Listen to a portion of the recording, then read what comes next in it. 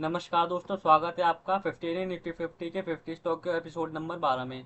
आज की इस वीडियो में हम भारत की सबसे बड़ी financing company Bajaj finance limited के बारे में बात करने वाले हैं। तो आइए इसको कुछ फंडामेंटल और टेक्निकल ओवरव्यू देखते हैं कि वो क्या कहते हैं। इसके लिए हम आ जाएंगे स्क्रीनर पे आने के बाद हम अपना स्टॉक सर्च कर लेंगे बजाज। तो जब आप स्टॉक सर्च कर लेंगे तो आपको कुछ ऐसा इंटरफेस शो होगा। अगर आपको इतने सारे रेशियो शो नहीं हो रही तो आप यहाँ पे एडिट रेशियो में जाके वन बाई वन इन सबको ऐड कर सकते हैं। तो आइए अब इसके कुछ फंडामेंटल ओवरव्यू देख लेते हैं कि वो क्या कहते हैं। मार्केट कैप 4.5 लाख करोड़ का, मतलब एक लार्ज कैप कंपनी है। स्टॉक पी 30 का है, इंडस्ट्री पी 23 का। तो पी रेशियो के हिसाब से इंडस्ट्री से थोड़ा सा ओवर वैल्यू देखने को मिल रहा है। ग्राम नंबर 2595 का है, करंट ट्रेडिंग प्राइस 7347 का है। तो ग्राम नंबर के हिसाब से भी हमारे को थोड़ा सा हायर वैल्यू पे देखने को मिल रहा है। पिट्रोस की स्कोर 4 का, मतलब पिट्रोस की स्कोर के हिसाब से लॉन्ग टर्म के लिए फिट नहीं बैठ रही। आपको मिनिमम को वो 5 का स्कोर होना चाहिए अगर आपको पिट्रोस की स्कोर कंसीडर करना है। तो डेप्ट टू की डेज में 3.84 है, लेकिन डेप्ट को हम नेगलेक्ट करेंगे क्योंकि जितनी फाइनेंसिंग सेक्टर की कंपनियां होती हैं उसमें आपको डेप्ट जनरली हाई देखने को मिलता है।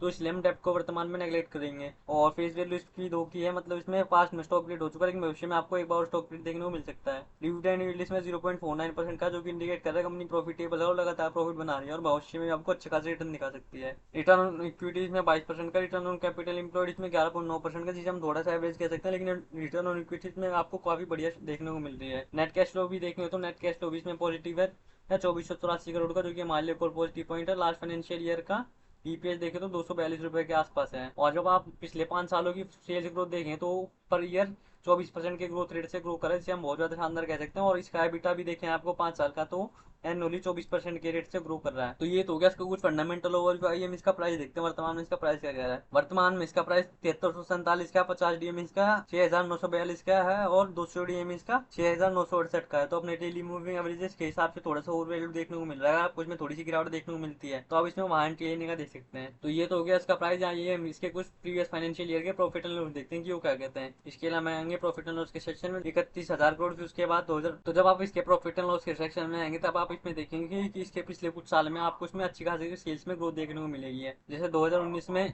18,487 करोड़, फिर उसके बाद 2020 में 26,000 करोड़, फिर उसके बाद 2021 में 26,600 करोड़, उसके बाद 2022 में 31,000 करोड़ की, फिर उसके बाद 2023 में 41,000 करोड़ की नेट सेल हुई है। और लास्ट फाइनेंशियल ईयर 2024 में उन्होंने 54,972 की नेट सेल करी है। ये तो हो गया इसका सेल्स। लेकिन जब आप इसका नेट प्रॉफिट भी देखें तो आपको इस नेट प्रॉफिट में भी आपको अच्छी खासी ग्रोथ देखने को मिलेगी। जैसे 2019 में 3,995 करोड़, उसके बाद 2020 में 5,264 करोड़, फिर उसके बाद 4,420 करोड़, फिर उसके बाद 2022 में 7,028 करोड़, फिर उसके बाद 2023 में 11,508 करोड़, फिर उसके बाद लास्ट फाइनेंशियल ईयर 2024 में इन्होंने नेट 14,751 करोड़ का नेट प्रॉफिट बुक किया है। ये तो गया इसका कुछ सेल्स और प्रॉफिट। जब आप इसका 5 साल की कंपाउंड सेल्स ग्रोथ देखेंगे तो ईयरली हर साल 24% के रेट से ग्रो कर रहा है पिछले 4-5 सालों का। और जब इसका प्रॉफिट भी देखें तो आपको पिछले 5 सालों में आपको 29% के ग्रोथ रेट से ग्रो करता हुआ देखने को मिला है, जिससे कि हम बहुत ज्यादा शानदार कह सकते हैं। अगर कोई कंपनी इतनी अपने सेल्स में अपने प्रॉफिट में आपको इतना ग्रोथ दिखा रही है तो इंडिकेट करता है कंपनी आपको भविष्य में भी अच्छा रिटर्न दिखाने की क्षमता रखती है। तो ये तो हो गया इसका कुछ प्रॉफिट एंड लॉस। आइए हम इसका शेयर होल्डिंग पैटर्न देखते हैं कि वो क्या कहते हैं। इसके अलावा आएंगे इन्वेस्टर्स के सेक्शन में। जब आप इन्वेस्टर्स के सेक्शन में आएंगे तब इसमें देखेंगे 54% की प्रमोटर शेयर होल्डिंग है, 21% के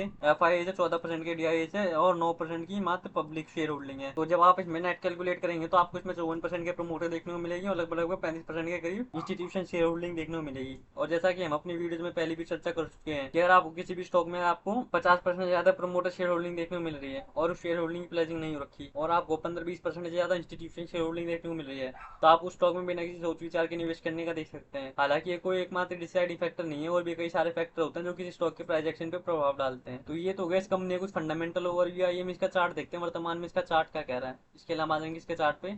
जब आप इसका चार्ट खोलेंगे तो आपको कुछ ऐसा इंटरफेस होगा जिसमें हमने कुछ इसके सपोर्ट रेजिस्टेंस ड्रॉ कर रखे हैं। तो वर्तमान में इसका प्राइस 7,347 का, उसका लेटेस्ट ऑल टाइम 8,184 का। तो वर्तमान में अपने लेटेस्ट ऑल टाइम ऐसे लगभग ये 7-10% की गिरावट देखने को मिल रहा है। और इसका फर्स्ट सपोर्ट आता है 6,401 रुपए के आसपास, जो कि इसके ऑल टाइम ऐसे लगभग 21% की गिरावट पे है। और सेकंड सपोर्ट आता है इसमें 5,474 के आसपास, जो कि इसके ऑल टाइम ऐसे लगभग 33% की गिरावट पे है। और इसका थर्ड और लास्ट सपोर्ट आता है 4,385 के आसपास, जो कि इसके लेटेस्ट ऑल टाइम ऐसे लगभग 45% की गिरावट पे है। तो ये तो गया इसका कुछ सपोर्ट रेजिस्टेंस। जब आप इसमें देखें तो आपको काफी लंबे समय से आपको ये 5,474 से लेकर 8,184 के बीच में कंसोलिडेट करता हुआ देखने को मिल रहा है। तो ये तो हो गया इसका कुछ सपोर्ट रेजिस्टेंस। जब आप इसका आरएसआई देखेंगे तो वर्तमान में इसका आरएसआई 61 के आसपास है, जो कि इंडिकेट कर रहा है कि स्टॉक अभी थोड़ा सा ओवर वैल्यूड जोन में आपको आने वाले समय में इसमें थोड़ी सी और करेक्शन देखने को मिल सकती है और आपको प्राइस 6,400 के आसपास आता देखने को मिल सकता है। तो ये तो हो गया इसका आर। जब आप इसका ऑसम ऑसिलेटर देखें तो आपका उसका ऑसम ऑसिलेटर वर्तमान में इंडिकेट कर रहा है कि थोड़ा सा और कंसोलिडेट कर सकता है और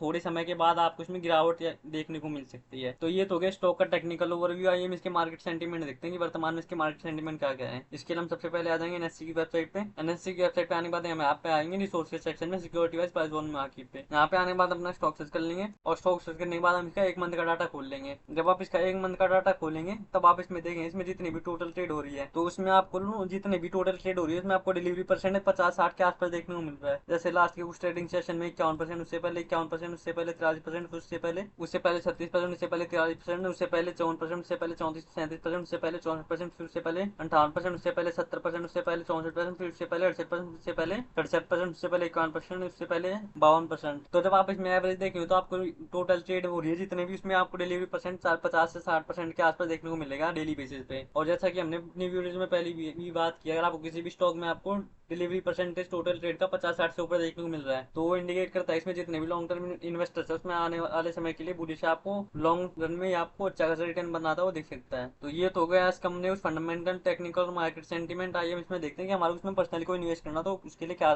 कैसे रहेगा। इसके ना वापिस आते हैं चार्ट में। तो अगर मेरे को इसमें पर्सनली कोई निवेश करना हो तो मैं इसमें 3 पार्ट में करने का देखूंगा, 30, 40 और 30 के रेशियो में, जिसमें मेरी फर्स्ट एंट्री आएगी 30% कैपिटल के साथ लगभग 6,401 रुपए के भाव के आसपास, जो कि इसके लेटेस्ट ऑल टाइम ऐसे लगभग 20% की गिरावट पे है। और सेकंड एंट्री आएगी मेरी 5,474 के भाव के आसपास लगभग 40% कैपिटल के साथ, जो कि इसके ऑल टाइम से 34% की गिरावट पे है। थर्ड और लास्ट एंट्री आएगी मेरी रिमेनिंग 30% कैपिटल के साथ लगभग 4,383 भाव के आसपास, जो कि इसके ऑल टाइम से लगभग 45% की गिरावट पे है। और जैसे हमने अपनी वीडियो में पहले भी बात की, अगर आप किसी भी फंडामेंटली स्ट्रॉन्ग स्टॉक में अगर आपको 20-25% की गिरावट देखने को मिलती है तो गिरावट लॉन्ग टर्म की दृष्टि से एक बाइंग अपॉर्चुनिटी होती है, आप वहाँ पे निवेश करने का देख सकते हैं। और ये केवल और केवल हमारी रिसर्च है, आपको किसी भी प्रकार की फाइनेंशियल एडवाइस नहीं है। यदि आपको किसी भी प्रकार का कोई निवेश करना हो तो उससे पहले आप अपनी रिसर्च जरूर से जरूर करें।